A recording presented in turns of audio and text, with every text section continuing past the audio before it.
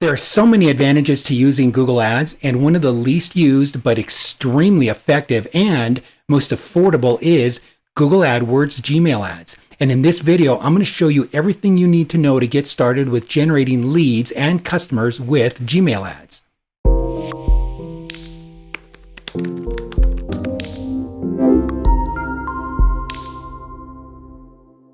Hey everyone, I'm Richard Cruz. We test and we develop Google Ads strategy in our agency every day, and we share with you the things that work and the things that don't work in order to help you to get better results with your Google Ads campaigns. So how do you feel when you get a barrage of cold emails in your inbox? You probably hate it, right? The average person, they say that their morning ritual consists of grabbing the mobile phone and hitting delete, delete, delete as quickly as possible to get rid of all those junk emails so they can finally just read the real emails they're interested in. Email marketing to your own warm, engaged audience is good. But as a cold sales approach, it is the most overused and least effective form of digital marketing. And you are so much better going straight into the inboxes with Google Ads. Your list is far greater. You have an unlimited email list right at your fingertips. Google has 4.03 billion Gmail users. It's a lot of potential people who are in the market for your product or service that you can get your ads right in front of. And now you are able to measure reach, open rate, click-through rate, saves, forwards, and so much more, all at a fraction of the price of standard Google search ads. So let me forward here just a little bit and just give you an example. So your targeted customers, they'll see a teaser of your ad like this inside of their inbox. And by clicking on that teaser, they'll see an expanded, form of your ad. And so every ad has a save to link also, which allows the user to be able to treat it like a regular email service is, and even has forwarding options. The Gmail ads targeting is so much better because you can target for custom audiences or in-market audiences, which means that your ads are placed in front of people who are actively looking for your product or service. When you're setting up targeting, however, make sure that you avoid some common targeting mistakes. We see this almost all the time that cost people way too much money and doesn't allow them to manage campaigns right. And in just a moment, I'm going to show you some of those mistakes, so make sure you stick around. But first, let's look at the amazing targeting tools that you're able to use. There's three major categories: custom audiences.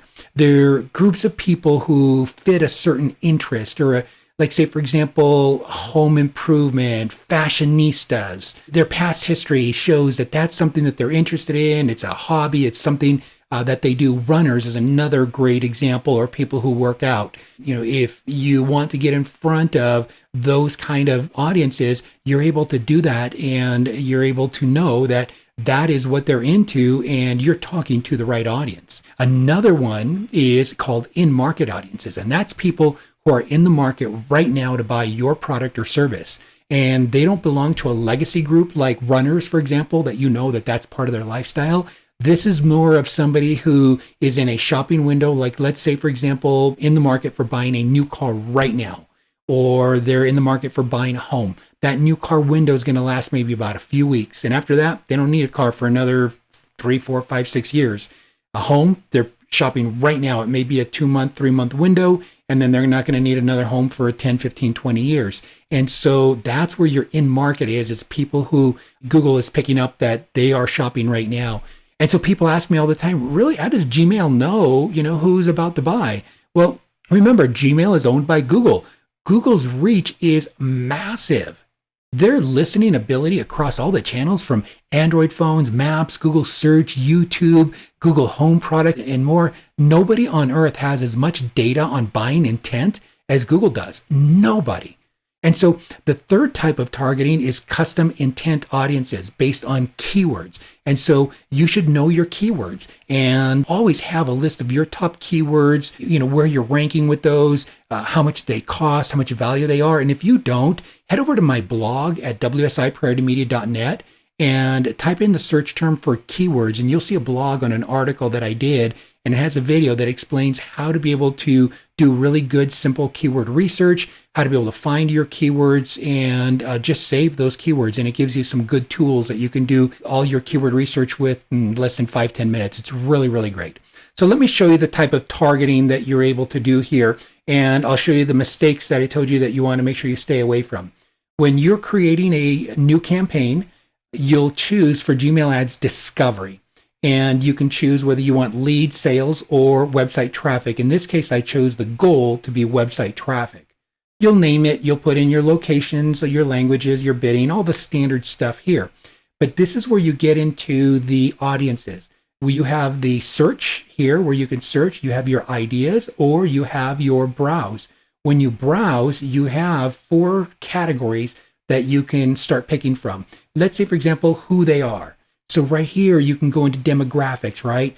Parental status, marital status, education, homeownership status. This is where you're building custom audiences, people that fit a certain demographic that you're looking for.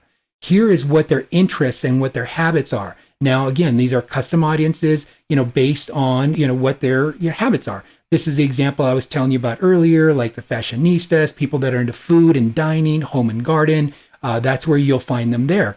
Now, this is people who are actively searching. This is the in-market audiences that I was telling you about. Here's your custom intent right here, but this is your in-market, and your in-market, you're going in here and you're selecting from the categories of what people are shopping for. I want you to make sure that you're separating your custom audiences, the first one, and then the second one, the in-market. And then there's the third category, which is obviously here what they're searching for here. You can go in here and to do a custom intent audience based on keywords and people who are searching those particular keywords. So take each of these right here and make sure that you separate them. Don't run them in one ad. Like say, for example, if I'm coming in here and I'm just clicking, I want this person and I want that person. See how it's building my campaign here?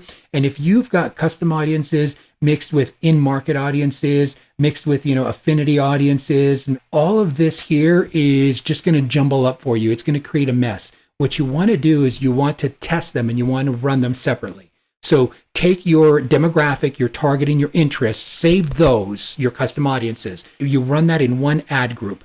And then what you do is you take your in-market audiences and then you separate those as well too, and you treat those separately and you create a separate group for those. And then you go into your keyword research, for example, and your keyword searches, and then you save those in an ad group. And so you're running side-by-side campaigns. You're going to find that, say, for example, in-market far outproduces your custom audiences or your affinity audiences.